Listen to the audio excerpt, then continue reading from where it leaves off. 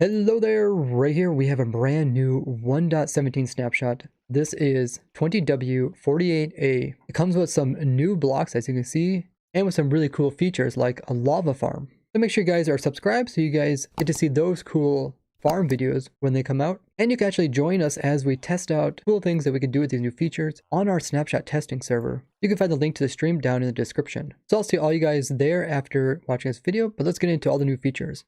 They add a new block, and this is Dripstone block. It's in the block menu here in the creative menu, and it looks really cool. They also added another new block, which is pointed dripstone. This is what we kind of know as the stalagmite or stalactite, which are the ones that are on top. So one block actually does two functions, and you can click on the small ones to add more to it, and you can see how they grow. And there is 4 different stages. Referred to as thickness. On the right hand side, you can see there's tip, frustrum, middle, everything else is going to be middle except for the very bottom, which is going to be base. And same things for the ones that are pointing downwards. And they look amazing just sitting there. And if the pointed dripstone is not attached to something, it will fall. If you fall onto the pointed dripstone, it will hurt you. Also hurt you if you just jump on it. Looks like it does about 1 heart. But the higher you are when you fall on it, the more it does. So this could easily be used to kill mobs from a lot lower distance. So instead of having a mob fall to death, you can make them fall part way and then hit one of these. That would kill them, and then you could just pick up the loot. And if the pointed dripstone falls onto the player, it will also hurt him.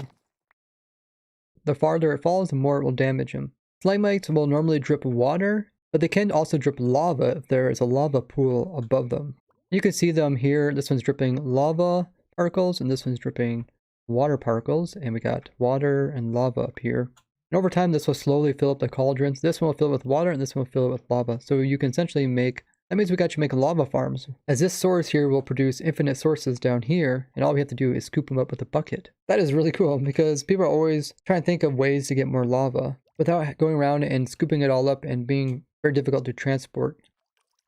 You can see right there, that one actually added a level to the water there. So it doesn't actually take too long. You can also make the tipped dripstone fall just by hitting it with a trident. You see it broke it off right where I hit it, and all of the pieces fell down. Now the pointed dripstone will naturally grow. We can make a farm very similar to like the vine farms, with the flying machine coming by and breaking them off. Each part of the pointed dripstone has a different hitbox. There's the tipped, here's the medium. You can see how you can step up them. That is the frustrum, and here's the base here. And if I add one more, this is the middle, so you can hop up each one. It's kind of like some really steep stairs. A lot of cool features can be done with this, like making very slow clocks, making new types of farms, and even the aesthetics of this block is pretty unique. We'll be doing a lot more testing of this during our snapshot stream. Make sure you join that. But they also did some more changes, and one of them has to do with how bundles unload now. Now when you right click them, it's just going to give you one item out of the bundle. And it looks like it takes it from the top. So I guess it's kind of predictable, which is probably the main thing that they're trying to go for. The first things that you put in are the first things that come out. But if you right click it without being inside your inventory, it throws everything out.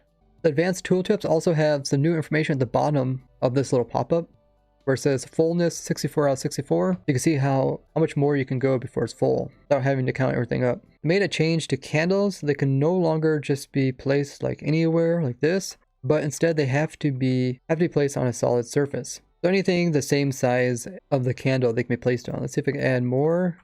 Looks like you can add more, and they can exceed the block below them. But you can't have them like sitting in midair like this anymore. I wonder if these will update when I try to place a candle on them. Oh no, you just can't place any more candles on them. So they just need room for the first one to fit, and then the rest can fit on there as well. So no floating candles like Hogwarts. So now having any piece of leather armor will prevent the player from freezing when he's inside of the powdered snow. So I'm not getting any animation. If I remove the boots, you can see the screen starts zooming in, and I'm start getting the freezing animation on the outside. Go ahead, put the boots back in, and then it reverses. That's pretty cool.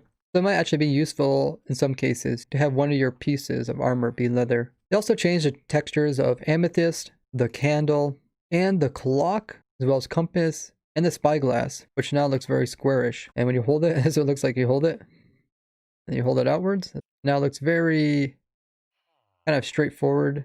It is a 3D model instead of a flat one. They also add a game rule so you can turn off freeze damage, similar to you can turn off like fire damage. They also fixed a few bugs in this snapshot, like this trick that you could use to do with putting the player at such an angle so he can see very easily underwater. So notice how easy it is to see underneath the water, and then if I do this, it's a little bit harder. And this trick was used by speedrunners to kind of see nice things underneath the ocean. You can also do this with lava, and this has now been removed. In swimming mode, things in your hand would kind of have weird animations. You can kind of see how it's like pointing weird directions when you're trying to shoot a bow and swim at the same time. And this includes things like the telescope when it's trying to be used underneath water. It looks really weird. They also fixed it so the telescope doesn't wobble when you are walking. It kind of looks strange.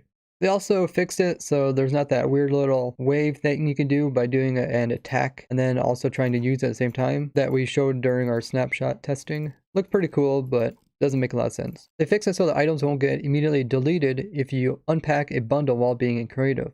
There were some problems with the Elder Guardian when he would give you the fatigue effect. His animations of his literal spines going in and out would also show up on that effect animation. And that's now been changed. They fixed this bug in the new snapshot, so now making slabs will give you 6 instead of 4. They now fixed it so that having full leather actually prevents you from freezing. This also applies to mobs. And they also made it so that you get the freezing effect in creative just like you would in survival, so you can test stuff easily. The powder snow particle effects wasn't showing up properly along the edges of the block, and they now changed it. If you had a compass that wasn't pointed to anything and you had inside of a bundle, it'd spin around rapidly. There were still problems with not being able to manipulate the saddle on a horse using commands, and they fixed that.